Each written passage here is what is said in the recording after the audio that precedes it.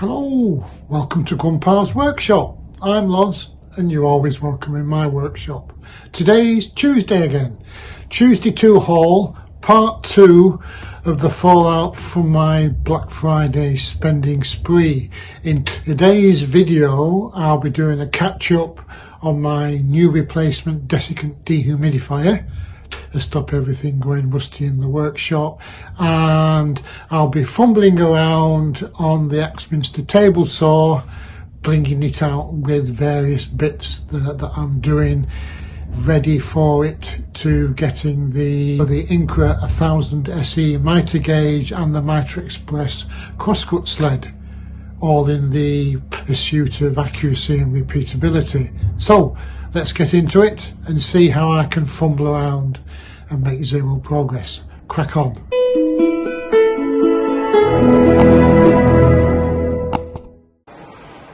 A week or so ago, my desiccant dehumidifier, I think that's an Electri IQ version, which has served me well and has kept the moisture level down in the garage for about 2 years, died a death.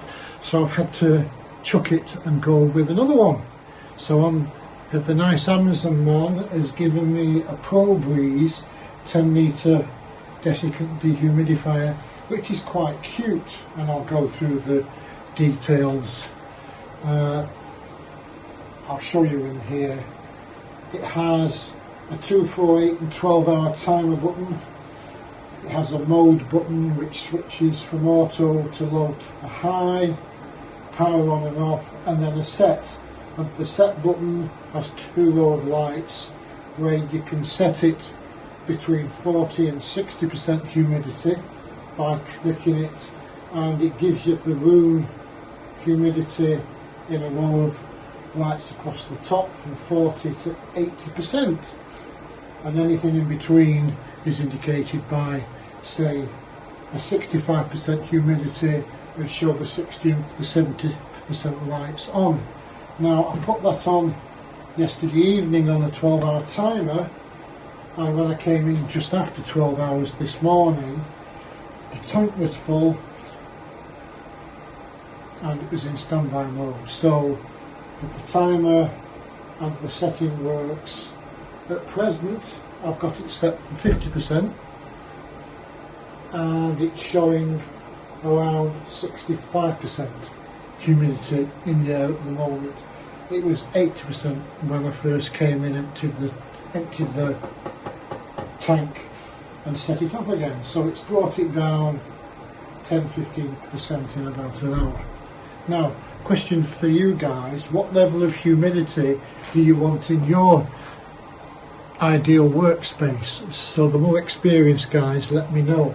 I had the other one on automatic, and as I say, for 2 years. This is quite cute, and I want to get a bit more out of it and set it down, because in the couple of weeks the other one wasn't working and I was faffing about, I've started to get surface rust on the cast iron tops to both the bandsaw and the table saw.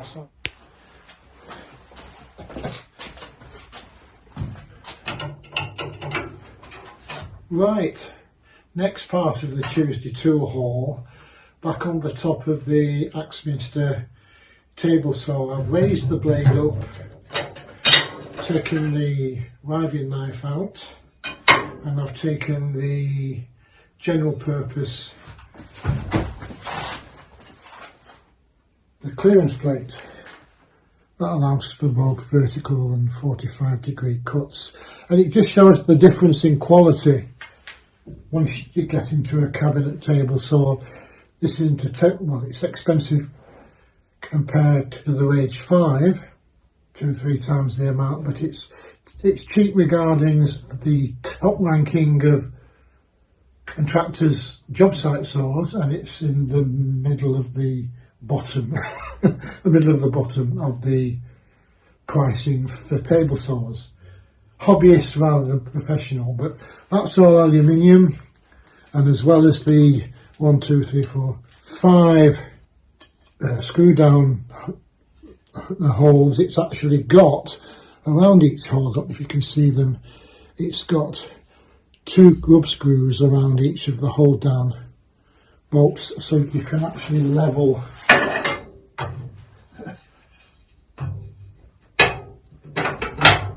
get an absolute level within the table saw, so you're not catching your wood as you push it through.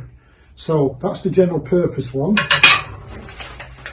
Part of the tool haul is I went and got the close tolerance plate, which allows me to get a lot closer to zero clearance.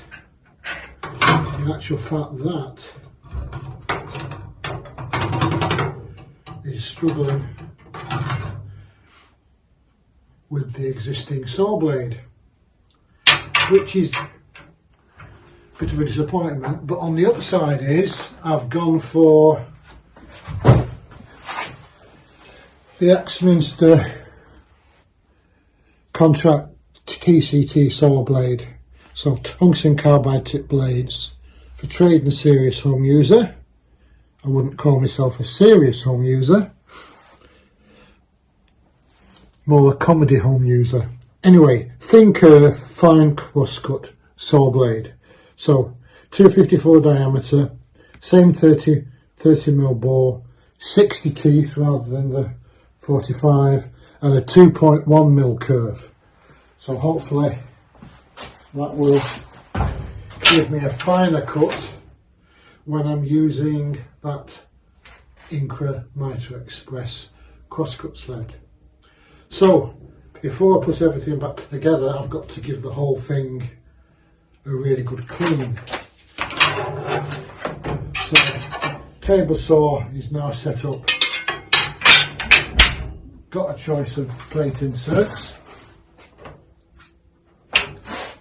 and in pursuit of accuracy, I've got myself the UJK table saw lining jig.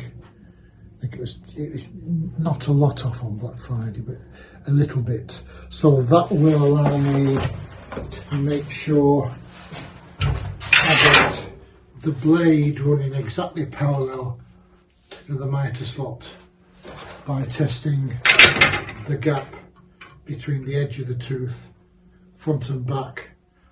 And on this table saw, if it's slightly out of parallel, then there's bolts in each corner that I can slacken off slightly and just move the whole cast iron table very slightly to make sure it's parallel. So that's this morning's job. Get everything off, give it a good cleaning down and get it set up for the crosscut sled.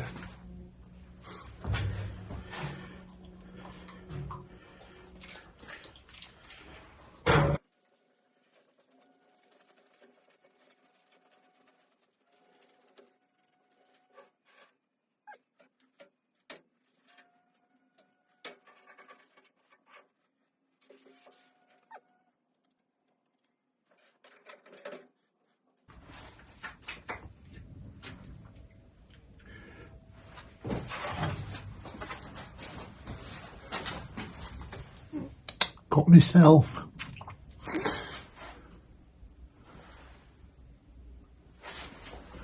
you know, they say it's the smallest thinnest cuts that hurt the most.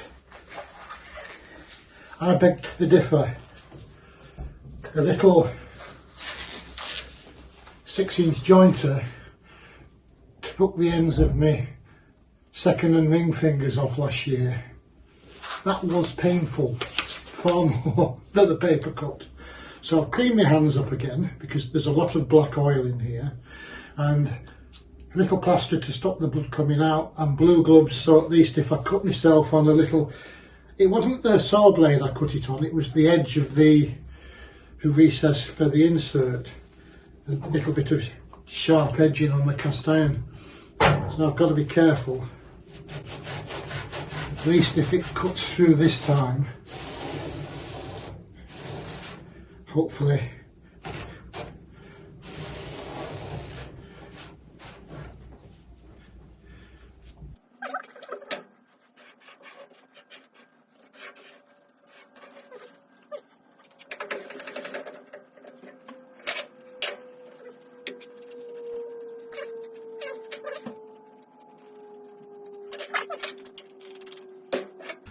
I found the spanner for the saw blade, but I've lost the Tommy bar. No idea, but I've got that.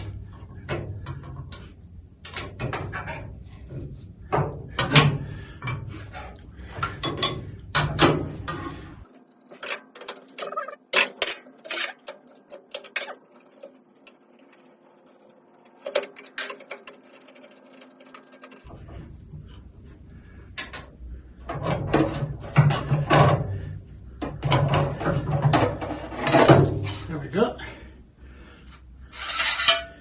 That's the blade that came with it.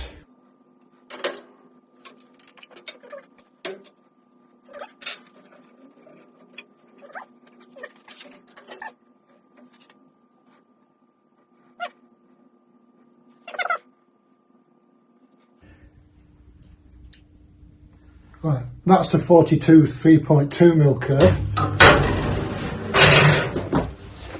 This is a 62 2.1mm curve, so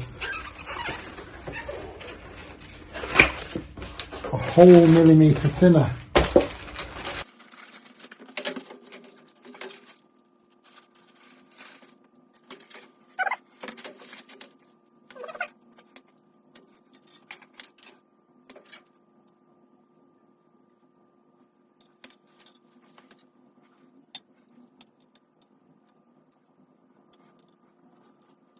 Now I'm told what you want is your riving knife to be midway between the thickness of the body of the blade and the width of the carbide cutter. That was 3.2. This is a whole millimetre thinner.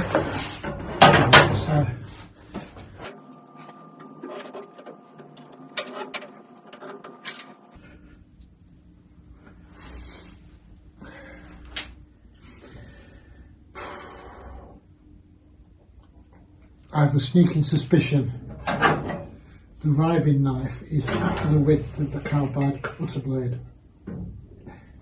Unfortunately, my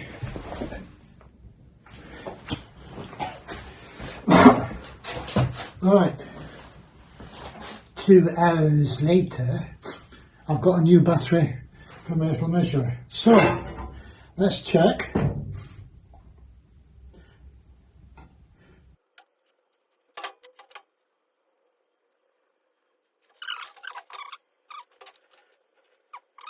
Shape 2.0, 2.1. Right, so that is 2.1. Let me put my glasses on. And this is 2.5. So I can't use the thinner curved blade that I wanted to do with that riving knife, because the riving knife is wider than the curve it's going to cut. Bugger! Dear mother, it's a bugger, sell the pig and buy me out. Dear son, can't be done, pig dead, soldier on. So, I can't get that back. So, going super thin curve is now on hold for a little bit while I work out how I'm going to fix that.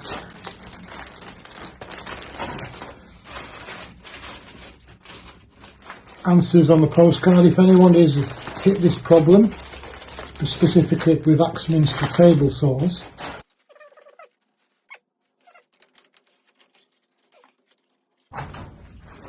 Well, that's on hold.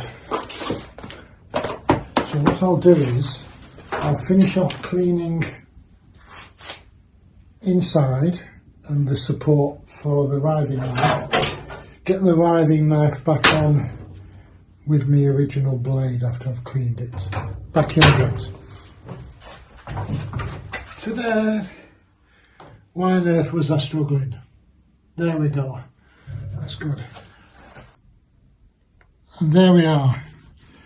10 minutes of awful fumbling to get the riving knife back in place, and I didn't lose either of those bolts once, although there might have been some cussing and swearing.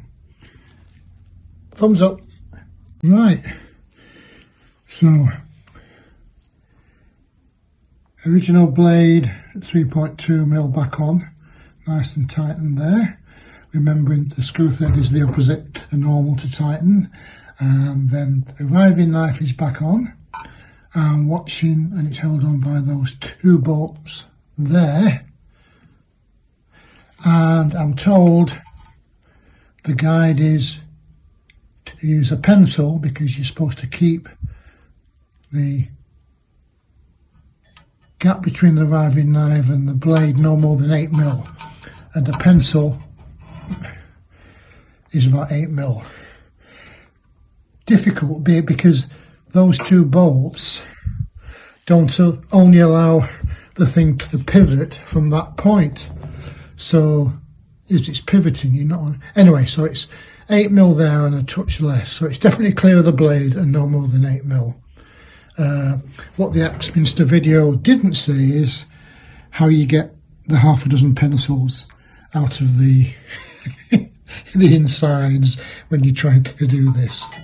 So I'm going to fish those out now. Oh well.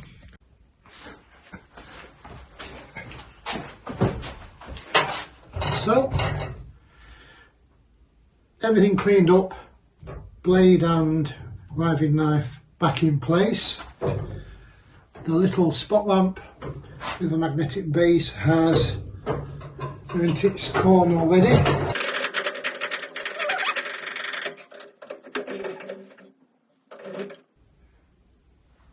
Very nice. Confirm.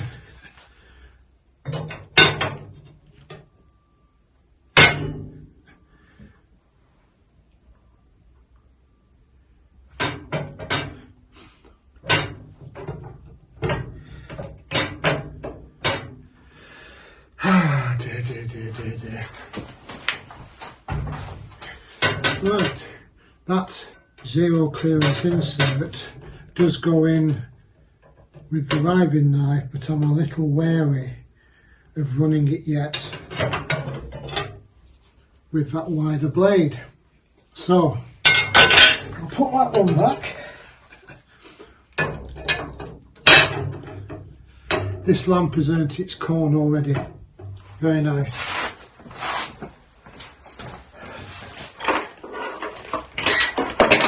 Get me bits. These little Parkside magnetic trays are a godsend.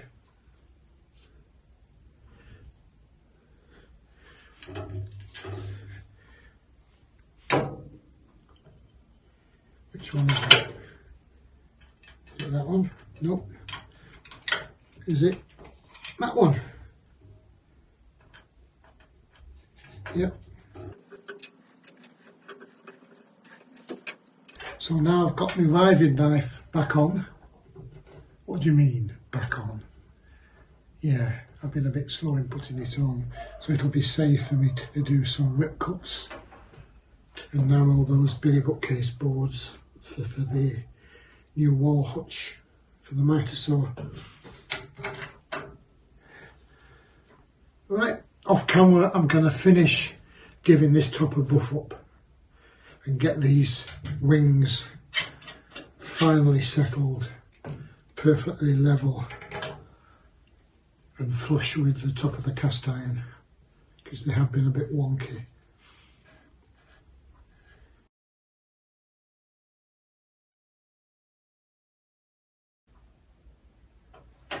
Let's have a look.